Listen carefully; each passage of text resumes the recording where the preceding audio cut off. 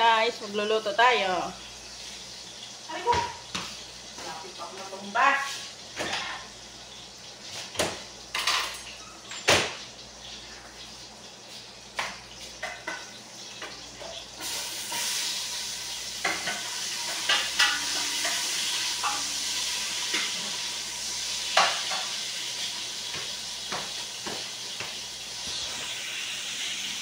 Ang hirap pala guys, yung unang tagahawa. Kasi tayo mayaman. Kaya wala tayong video ko. Pero yan, hindi nagawa ko.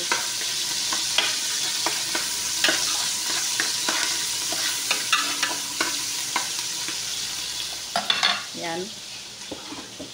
Tapos ito, meron tayong karne. Bagong tatay daw po. Lagyan na natin. 5 piraso lang kasi 3 tao yung kakain. Tapos syempre, akin yung isa. Kanya yan, hindi magpapahuli yan. Lagi yung may parte sa pagkain. Ganda. Tapos mamaya ilagay natin yung ating bell pepper. Pero, kayaan muna natin siyang mag-gisa-gisa dyan para ma-absorb niya yung amoy ng sibuyas at saka yung bawang. Tapos, while nag-gisa-gisa siya doon, i-blend natin ang ating kamatis para mas malasa. Okay na naman siya i-gisa guys, pero I suggest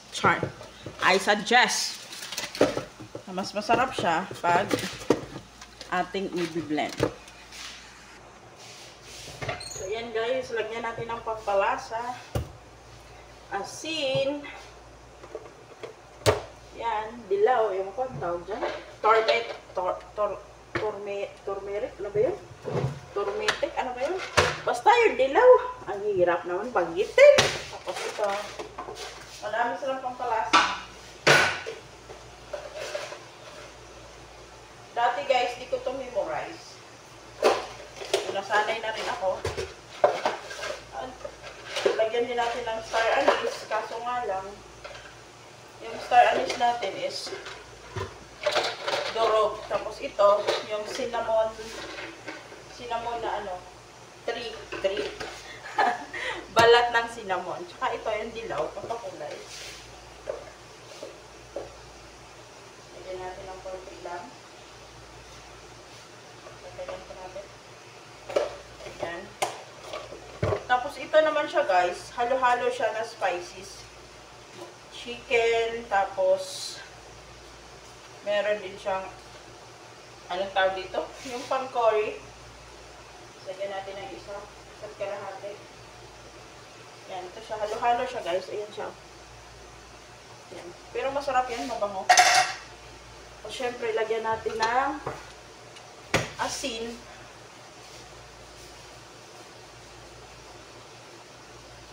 Yung boss ko mahilig sa maalat, kaya alihan na natin, buksan na natin. Ewan ko ba sa boss ko? Ang hilig-hilig niya sa maalat, guys. Tapos, ayan guys, na-blend na natin yung ating kamatis. Hintayin lang nating magisa-gisa talaga yung ating karne. Tingnan natin. Ayan. Ang hirap. Hayaan natin siyang magisa talaga dyan para tawag dito. Para ma-absorb niya talaga yung pagkagisa. Ano ba yun? Ang gulo, no? Pagkagisa. Ayan, tapos ilagay natin yung ating kamatis. Maya-maya, pag medyo na ano na yung sabaw ng karne, yung talagang nilalabas niya yung sabaw galing sa kanyang meat. Kailangan yun matuyo para hindi siya, tawag dito, hindi siya malansa. Ayan. Tapos sakay natin ilagay yung ating blend na kamatis. Tapos takpan, lagyan natin konting tubig. Tapos takpan natin kasi kabsa yung niluluto natin ngayon. So, yan guys, yung ating ang ginawa ngayong gabi. Yan. So, makalat pa yung ating kusina. Yan, makalat pa. Mamaya ako na siya ayusin. Actually, unti-unti na kaming nagliligpit kasi pauwi na kami. Pauwi na kami kasi may pasukan na yung mga bata. Pero hindi pa ngayon. Kasi yung pasok daw mga bata, mga 17. Ganyan. Hindi ko lang alam kailan kami uwi. Basta pauwi na kami kaya unti-unti na ako nagligpit. Kasi parang hindi tayo magpuwersa sa galawan pag talagang uuwi na. At least kahit pa paano, kunti na lang yung ligpitin natin. Di ba? So yun lang po guys for today's video.